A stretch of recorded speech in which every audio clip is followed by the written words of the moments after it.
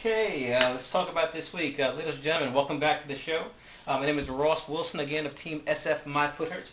We're here to talk about Week 3. We're back on our winning ways. This is the way I expect it to be. We're back on our winning ways. We've got a record of 2 wins and 1 loss. We just came off of a rather convincing victory versus the Rock and Rollers. Final score was 131 to 110.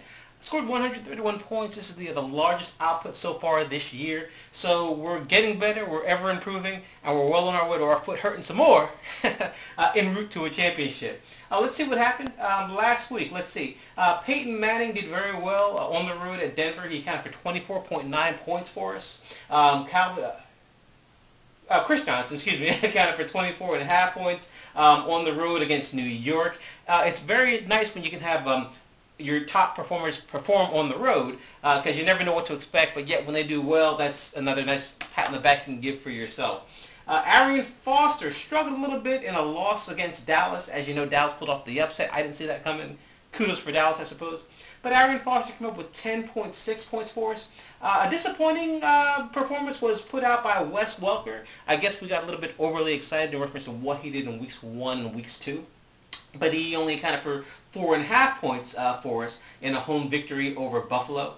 Deshaun Jackson came along strong for us. As we know, Michael Vick is now quarterback in the Philadelphia Eagles. Whoever picks him up in the draft has a nice stud. Apparently, Michael Vick is back.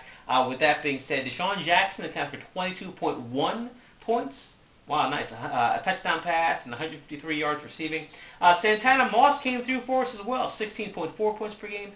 Vernon Foster, he's a tight end who I expected to be a stud this year. He is a stud, don't get me wrong. I wouldn't want to pick a fight with him by any means, okay? But he only accounted for 2.2 points, 22 receiving yards. Stephen Gostkowski, our kicker, accounted for 8 points in a victory by the Patriots over Buffalo. And the Steelers, gotta always give mad props for Pittsburgh in the house, right? The Steelers' defense came through yet again, accounting for 18 points in a domination victory over the Tampa Bay Buccaneers. So goodbye, farewell to the Rock and Rollers. Their record is now 1 win and 2 losses. See ya. What's coming up for us in week number 4? Let's see. Drum roll. Wow, are we playing rival fullbacks United by Fate again, apparently? I thought we played them already. Let me see. Is a rematch already? Looks like that is the case. We'll see. Well, in week 4, Rock and Rollers, rival fullbacks united by fate. What we have in store? No, that's the wrong schedule. Give me 1 second. Let me get this squared away because I want to talk about what we're looking forward to this week. Joe Faux, no, SF My Foot Hurts. There we go. Okay. We played Joe Faux this week. Joe Faux has a record of 2 wins and 1 loss. He's, I'd say, one of the more competent players in the league, someone to look out for. But with that being said, my squad is averaging 130-plus points per game. We're the leading scorer in the league, so I feel confident no matter who our opponent is, so Joe Faux, look out. Let's see what we have in store. We have Peyton Manning on the road against Jacksonville. I like that matchup. Jacksonville's defense has been a little bit suspect. The Eagles took them apart, so I'm pretty sure that Peyton Manning can do the same exact thing.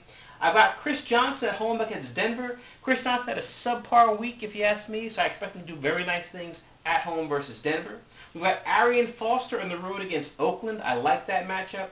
Wes Welker on the road versus Miami. I like that matchup as well. Expect him to come back from a subpar week.